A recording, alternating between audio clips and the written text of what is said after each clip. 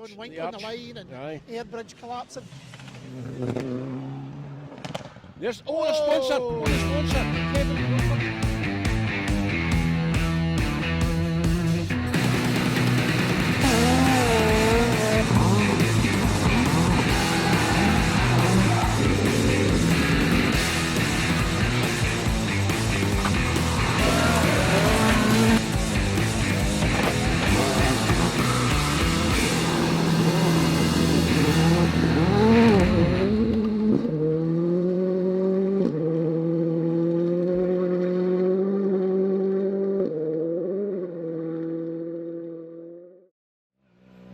The Autoshop two-wheel drive and Albon Garage Challengers categories have reduced some of the closest battles of the 2023 season. 7 different crews have taken maximum points between the two divisions, heading into round 5, the RSAC Scottish Rally. Looking forward to being back on gravel. The stages look pretty quick, which I don't think is good for the car, but hey, looking forward to it. Do you know, we're glad to get back out. We just need a finish today. Just get out there, get a finish, get us back on it. So we're looking forward to it. Good to get going again. So after a couple of events in the tar, back in the gravel. So. Do you prefer gravel to tarmac? Oh yes, definitely. Yeah. This is, for me anyway, proper rallying. I mean, the tar's good in every discipline. To do it well isn't easy, but for me, gravel's the thing. Yeah, set to go. Just we're just going out to learn this car. That's our plan today. Not going to do anything too crazy. Just want to see the finish line. Excited? I'm not looking forward to Kinharvey as much. It looks very, very fast. The other ones are a bit more technical and twisty. That's more my kind of thing. The outright speed is a bit scary. Kinharvey and A opened the day, the rain falling steadily.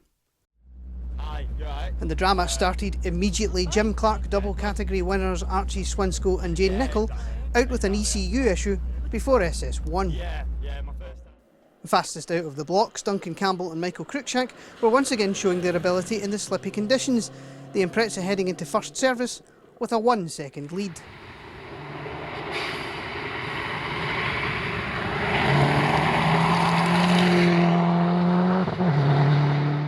So. 1 second down on the Impreza in Kinharvey, John Crawford and Josh Davison then equalled Campbell and Cruikshank in stage 2. Everybody used to reverse motorbikes into corners, he's now doing it with cars. They in return had only 2 seconds over the Pinto-powered Mark II of Stuart Eggleston and Brian Hodgson. Stuart and Brian reckoning they had picked too hard a tyre for the damp morning. Dougal Brown, I would say. Yeah, aye. Oh, aye. You're not a hanging man. 1 second further back was a tie for 4th. Dougal Brown and Lewis Rochford took 3 seconds out of Paddy Munro and David O'Brien in SS1, only for the Blue Mark II to take them back on the second test.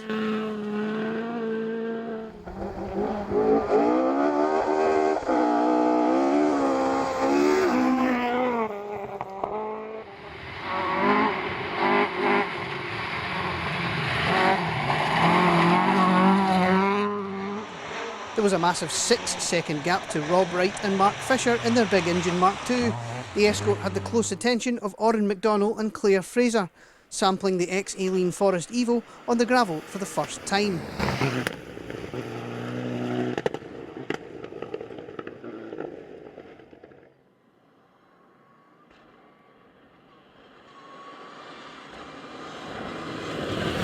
And delighted to be back on the gravel, Scott Peacock and Craig Wallace were another 2 seconds back in their Evo and only 1 second up on Jordan Anderson and Harry Stubbs. The Impreza surviving a big slide down the middle of the road in the opener.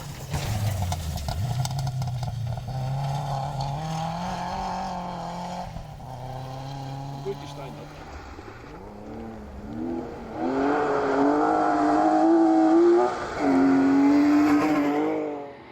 David Wilson and Kerry McGilvery's BMW were sporting a new engine and gearbox after their difficult start to the season. Things were clearly working, the big Beamer just 5 seconds down on the Impreza after 2 stages.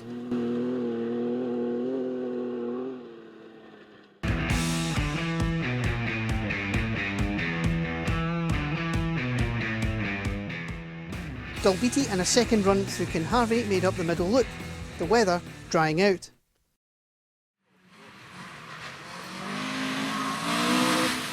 The drying conditions were suiting Crawford and Davison, the Mark II absolutely flying on this loop, springing out to a 12-second lead.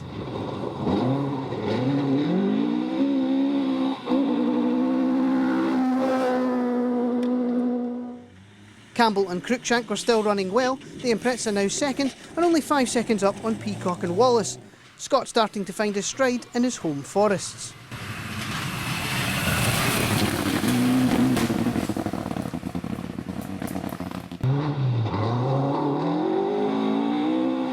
Brown and Rochford jumped past Eggleston and Hodgson on this loop, the orange Mark II now ahead of the white Escort by only 3 seconds.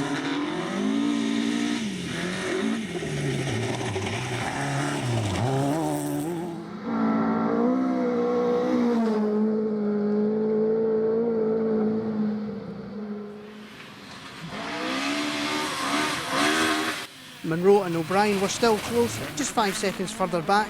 They had 14 seconds on Wright and Fisher. Rob and Mark using the afternoon loops to test a new tyre and taking some time to adjust.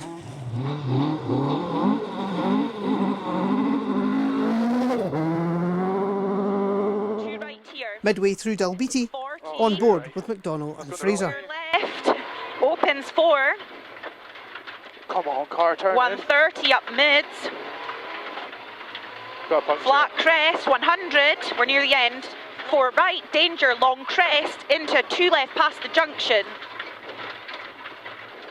It's not going to turn in. 40, late 2 right. The flat tyre cost the Evo 13 seconds to Wright and Fisher in less than 5 miles. Kinharvey, they were back on it, taking 10 back, leaving them just 5 seconds down on the Escort after 4 stages. Moving up on this loop, Robert Proudlock and Stephen Brown were well in the groove in the Opel Adam, the former motocrosser really enjoying Dalbeattie and surviving a big overshoot in Kinharvey. The Adam had 2 seconds on two-wheel drive championship leaders Peter Stewart and Harry Marchbank. It had been a steady morning for the 208 crew, with Peter feeling slightly under the weather.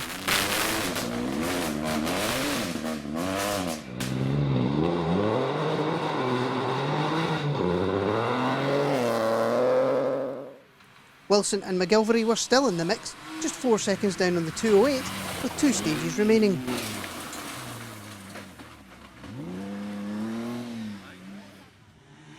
This loop saw the demise of Anderson and Stubbs running wide into a ditch. Their escape route was blocked by a fallen tree. That left the Impreza looking worse for wear and sporting a burst radiator.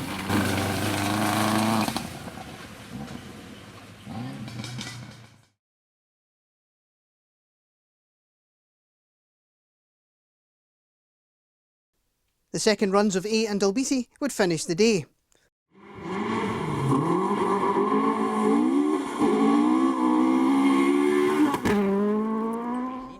There was a sting in the tail for Paddy Munro and David O'Brien, 2 punctures on the final loop, dropping the Mark II from 6th to 11th at the finish. There's a bit of a dip coming here.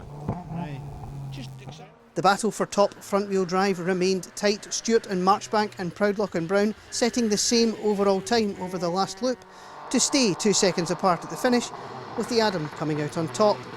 Peter quick to congratulate Robert on an excellent drive and happy to hold on to the two-wheel drive championship points lead.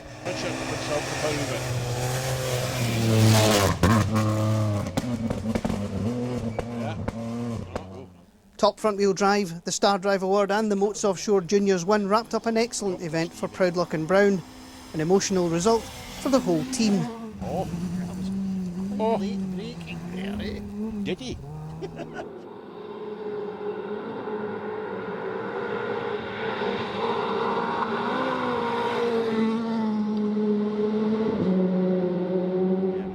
Home event, I can't put it into words, to be honest, just absolutely buzzing. I know my mum's looking down on me today and it's been a tough one, but just happy to be here. It's good, you've done really well. Thank you very much. Really well. Yeah. Stephen, how was it for you? Yeah, good day out. Good. Steady run in the morning, but main aim was to get round, get a finish. That was the most important thing today. Kept So. it right.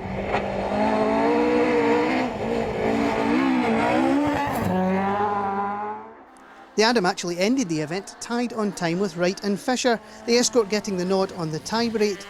Robin Mark's tyre testing had gone well, taking second in Class M5 behind Wilson and McGilvery.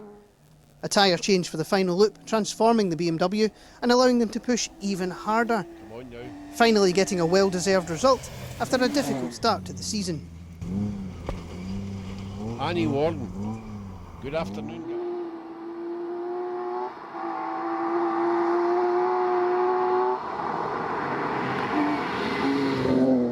Right in, 60, short 3 right into 4 left, 6 right over crest, 40, 5 right, 6 left, and McDonnell and Fraser's first experience of the new car on the gravel had gone very well. 5 seconds up on the BMW and 5th in the Albon Garage Challengers at the finish was a solid result.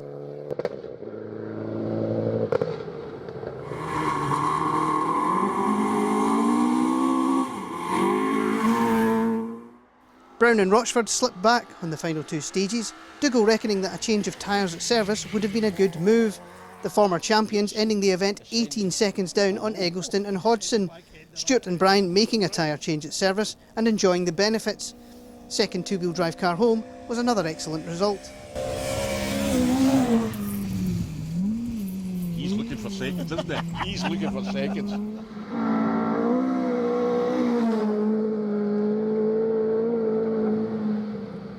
Favourite RSAC game. You can just chuck a couple of bars or something. Campbell and Cruikshank were 4 seconds up the road, finally seeing an event finish in 2023. They reminded everybody of how quick they can be. They couldn't quite keep Peacock and Wallace back over the final loop, Scott running very well in his home forests. This result keeps Scott and Craig in the Challengers Championship points lead. 2 in, 40, left 7.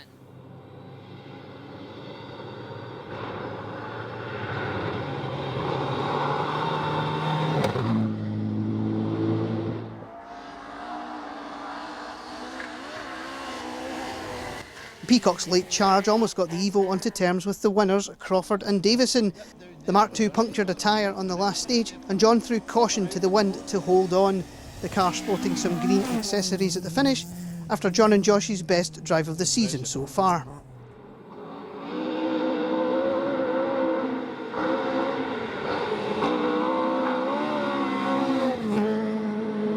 Got your front end? Yep, bribing the officials at the start was definitely the way to go, so the best 50 quid ever I've spent. Well done, that's good. You've had a good day though? Yeah, it was good. Stages have been good. Well, it's a couple of rough bits, you get that in every rally, but on the whole, yeah, it's been really good. Well organised, no delays, so yeah, perfect. Yeah, good apart event. from taking some of the greenery with you. Yeah, well, if you're going to have a cut, there's no point messing about, do it proper. Go big or go home. So, yeah. Good, well done. Josh, has he listened to you? Not really. Most of the time he did, yeah. It was a really good rally today. We had a good time, so.